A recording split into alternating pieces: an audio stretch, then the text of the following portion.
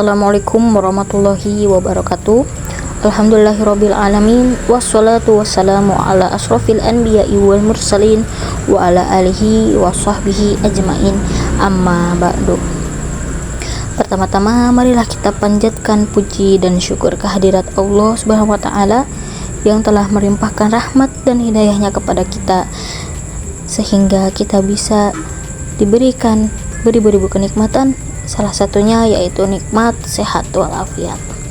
Tak lupa salawat beserta salam semoga tetap tercurah limpahkan kepada Nabi junjunan alam, Habibana wa Nabiyana wa Maulana Muhammad Sallallahu Alaihi Wasallam, kepada keluarganya, para sahabatnya, para tabi'itnya hingga sampai kepada kita selaku umatnya.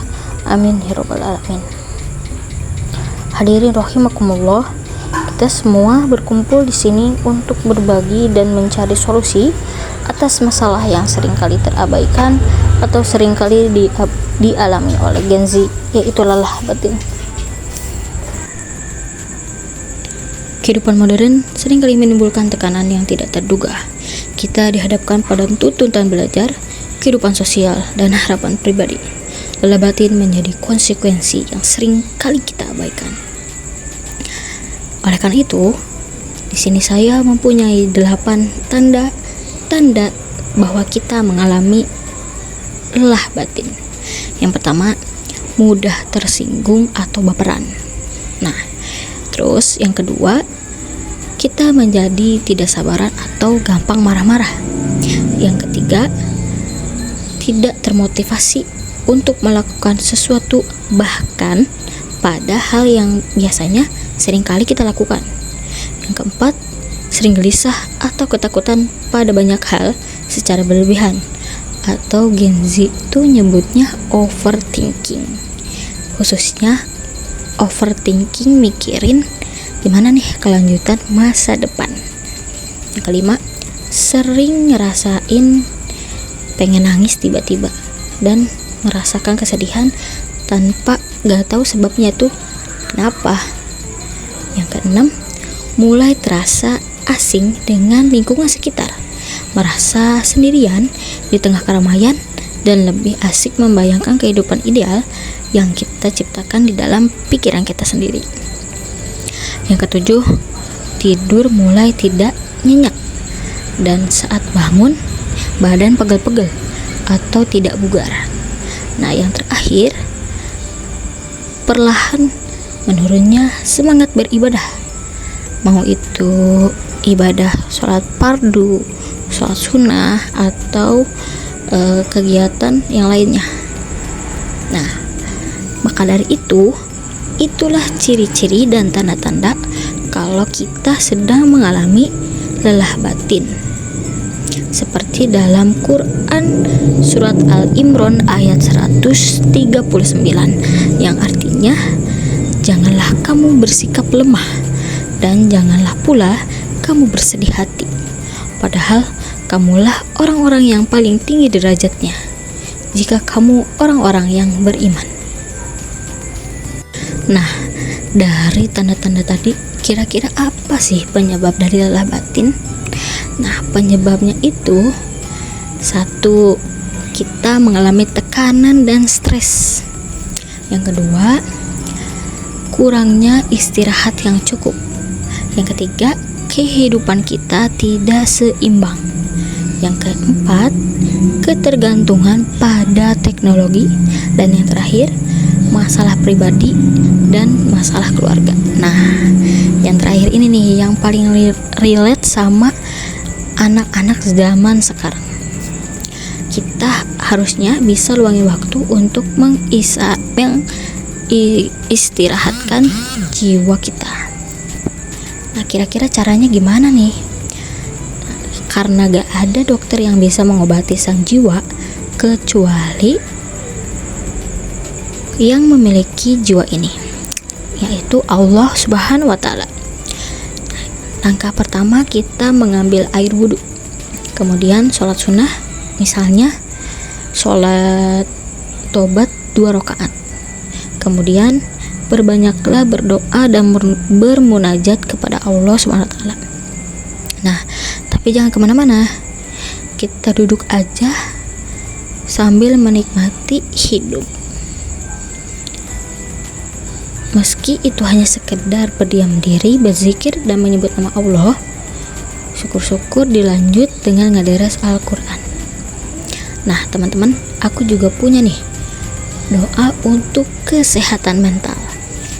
Doanya yaitu, Ya Hayyu Ya Qayyum birahmatika astaghis, aslih li sya'ni kullahu wala takilni ila nafsi torfaqa aini, yang artinya, wahai zat yang maha hidup dan maha kekal abadi, dengan rahmatmu aku memohon pertolongan, bawakanlah kemaslahatan pada segala urusanku.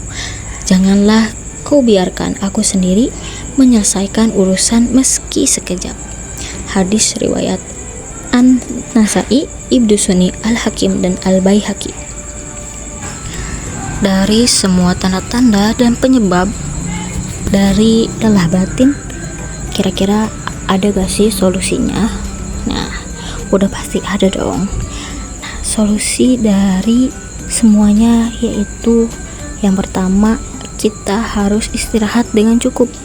Pastikan tidur kita 7-8 jam sehari.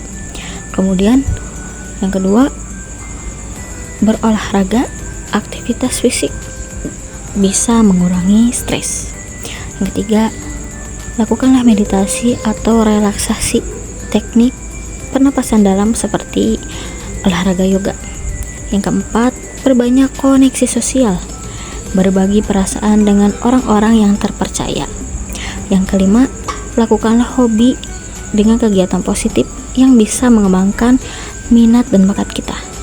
Yang keenam, makanlah makanan yang seimbang, mengkonsumsi nutrisi yang tepat. Yang ketujuh, batasi penggunaan teknologi, istirahatkan mata kita dari layar handphone. Yang kedelapan, pengampunan diri, melepaskan semua kesalahan pada masa lalu. Yang kesembilan, pencarian bantuan profesional kalau misalkan dari semua solusi itu tidak ada yang berpengaruh dalam hidup kita. Karena jiwa yang lelah adalah isyarat waktu kebersamaan kita bersama Allah Subhanahu wa Ta'ala yang teramat kurang.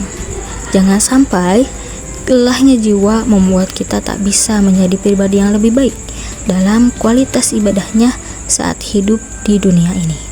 Karena tanpa sadar, lelahnya jiwa membuat kita menjadi mati sebelum jasad ini mati. Lelah batin bukanlah kelemahan, melainkan tanda bahwa kita membutuhkan perhatian.